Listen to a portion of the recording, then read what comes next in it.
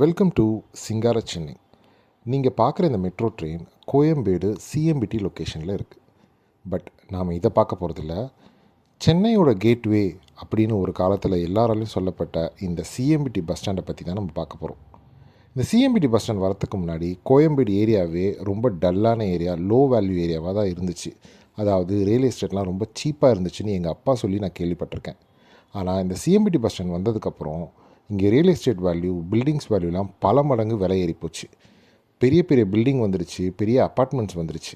இப்போவும் இந்த area develop ஆகிட்டு தான் இருக்குதுன்னு நான் சொல்லுவேன். ஏன்னா மெட்ரோ ட்ரெயின் வந்துருச்சு. ஒரு பக்கம் அண்ணா நகர், இன்னொரு பக்கம் வடபழனி, இந்த பக்கம் பூந்தமல்லி. ஸோ மல்டிபிள் டைரக்ஷன் போகிறதுக்கான சென்டர் பாயிண்ட்டாகவும் இருக்குது. பட் இந்த சிஎம்பிடின்ற அடையாளம் கொஞ்சம் கொஞ்சமாக மறையுது, மறைஞ்சிருச்சுனே சொல்லலாம். ஜூன் 6, 1999 கன்ஸ்ட்ரக்ஷனை ஸ்டார்ட் பண்ணியிருக்காங்க.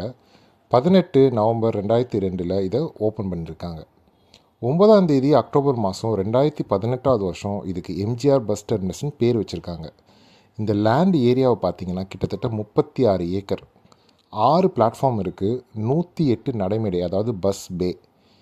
கிட்டத்தட்ட 270 பஸ்ஸு ஒரே சமயத்தில் இந்த இடத்துல நிப்பாட்ட முடியும்.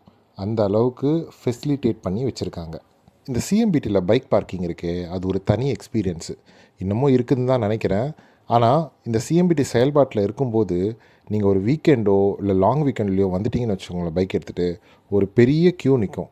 அந்த பைக்கை பார்க் பண்ணி முடிச்சுட்டு நீங்கள் பஸ்ஸு பிடிக்க போகிறதுக்குள்ளேயே அந்த பஸ்ஸே கிளம்பி போயிடும். இந்த கோயம்பேடு பஸ் ஸ்டாண்ட் செயல்பாட்டில் இருந்த வரைக்கும் எத்தனை பேர் ஊர்லேருந்து இங்கே வேலை தேடி வந்திருப்பாங்க. அவங்க முதல்ல இங்கே தான் இறங்கியிருப்பாங்க. இப்போது சென்னையில் அவங்கெல்லாம் செட்டில் ஆகிருக்கலாம். ஆனால் அவங்க வந்து இறங்கின அந்த ஞாபகங்கள், அந்த மெமரிஸ் எல்லாம் மறந்துருக்குமா? எத்தனை புதுமண தம்பதிகள் கல்யாணமாகி முதல்ல கோயம்பேடில் வந்து வாழ்க்கையை தொடங்கிறதுக்கு கனவோடு வந்திருப்பாங்க. இந்த மாதிரி கோயம்பேடு பஸ் ஸ்டாண்டுக்குன்னு நிறைய மெமரிஸ் இருக்கும். கண்டிப்பாக கோயம்பேடு பஸ் ஸ்டாண்ட், அதாவது சிஎம்பிடி அப்படின்றது ஒரு எமோஷன் தாங்க. அந்த மாதிரி ஒரு எமோஷனலான பஸ் ஸ்டாண்டோடைய நிலமை இன்றைக்கி எப்படி தெரியுங்களா இருக்குது? ரொம்ப மோசமாக இருக்குன்னு தான் சொல்லணும். ஒரு காலத்தில் பிரமிப்பாகவும் பிரம்மாண்டமாகவும் பார்க்கப்பட்ட இந்த கோயம்பேடு பஸ் ஸ்டாண்டு இன்றைக்கி ஏதோ வெளியில் இருக்கிற சிட்டிக்கும் இந்த பஸ் ஸ்டாண்டுக்கும் சம்மந்தமே இல்லாத மாதிரி இருக்குது. ரொம்ப பழிஞ்ச பில்டிங் மாதிரி இருக்குது. இந்த சிஎம்பிடி பஸ் ஸ்டாண்டில் ஒரு ஸ்பெஷலான ஏரியா என்ன தெரியுங்களா? அந்த பாத்ரூம். அது செயல்பாட்டில் இருக்கும்போதே ரொம்ப கேவலமாக மெயின்டைன் பண்ணுவாங்க. இப்போது அதை விட ரொம்ப மோசமாக இருக்குது. தயவு செஞ்சு உள்ளே போயிடாதீங்க. அதாவது நம்ம ஊர் மக்கள் இன்னும் கூட இந்த பஸ் ஸ்டாண்ட்லேருந்து இன்னும் பஸ் எல்லாம் ஆப்ரேட் பண்ணுறாங்கன்னு நினச்சிட்டு இருக்காங்க. ஆக்சுவலாக பார்த்தீங்கன்னா காஞ்சிபுரம், வாலாஜா, வேலூர், ஆரணி, பாண்டிச்சேரி இந்த மாதிரி சில ஊருக்கு மட்டும்தான் பஸ்ஸஸ் இருக்குது. இந்த திருச்சி, மதுரை, விழுப்புரமுக்கெல்லாம் பஸ் எல்லாம் எப்போ வரும், எப்போ எடுப்பாங்கன்னு ஒரு விவரமும் தெரியல. இங்கே வந்து வெயிட் பண்ணிகிட்டு இருக்கும்போது தான் இங்கே இருக்கவங்களாம் என்ன சொல்கிறாங்கன்னா, இங்கே வெயிட் பண்ணுறதை விட நீங்கள் வந்து கிளாம்பாக்கம் போயிடுங்க தம்பி, அங்கே உங்களுக்கு அடிக்கடிக்கு பஸ்ஸு கிடைக்கும்னு சொல்கிறாங்க. இந்த சிஎம்பிடியில் இருக்க சாப்பாடு கடையை சொல்ல மறந்துட்டேனே. இந்த சாப்பாடு கடையும் டீ கடையும் என்ன வியாபாரம் நடக்கும் தெரியுங்களா? சாம்பார் சாதம், தயிர் சாதம், வெண்பொங்கல், வடை. நானே கண்ணால் பார்த்துருக்கேன், நானும் சாப்பிட்ருக்கேன். பஸ் ஏற போகிறவங்களும் சாப்பிட்டுட்டு ஏறுவாங்க, பசியில் வந்து இறங்குறவங்களும் இங்கே சாப்பாடுக்காக வெயிட் பண்ணுவாங்க. இந்த கோயம்பேடை சுற்றி எவ்வளோ மெமரி சுற்றிட்டு இருக்குல்ல. ஒரு காலத்தில் 24 மணி நேரமும் பரபரப்பாக இயங்கிக்கிட்டு இருந்த இந்த பஸ் ஸ்டாண்டு இப்போ பார்க்கும்போது என்னமோ ஒரு மாதிரி இருக்குங்க.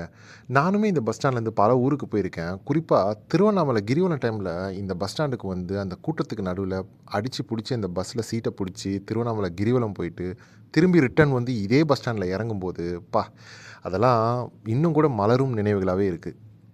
இப்போது இந்த ஹோட்டலுங்களாம் இருந்த இடத்த, அப்புறம் அந்த பாத்ரூமை இதெல்லாம் வந்து கிட்டத்தட்ட ஒரு மினி பாராகவே மாற்றிட்டாங்க. இவ்வளோ பெரிய காலி இடமா இருக்குது. எந்த ஒரு அசம்பாவிதங்களும் நடக்கிறதுக்கு நிறைய வாய்ப்புகள் இருக்குது. ஒரு போலீஸ் கூட இல்லை எனக்கு தெரிஞ்சு. நான் அன்றைக்கி பார்க்கும்போது யாராவது ஒரு போலீஸ் ஒரு பிளாட்ஃபார்ம்லையாவது இருக்கலாம், ஒரு ரோந்துலையாவது இருந்துகிட்ருக்கலாம். எதுவுமே இல்லை.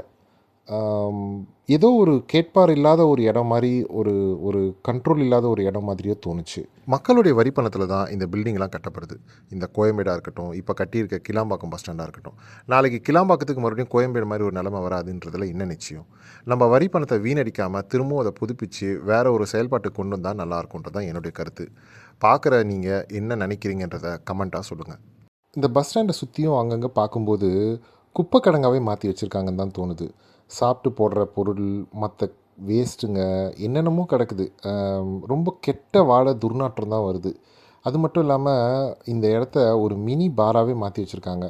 மூடப்பட்ட கடைகள்லாம் இருக்குல்ல, அந்த இடத்த வந்து ரொம்ப மறைவிடமாக இருக்கிறதுனால அங்கே வந்து குடிக்கிறது, நிறைய சமூக அவலங்கள்லாம் நடக்குது.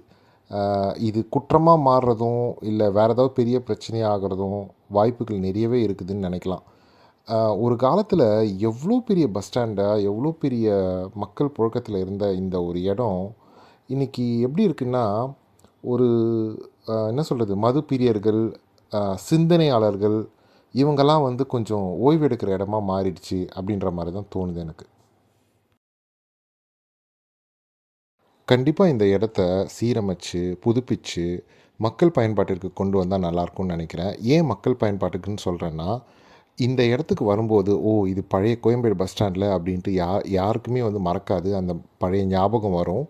அண்ட் கண்டிப்பா அரசாங்கத்துக்கு இதுக்கான பிளான் ஏதாவது இருக்கலாம்.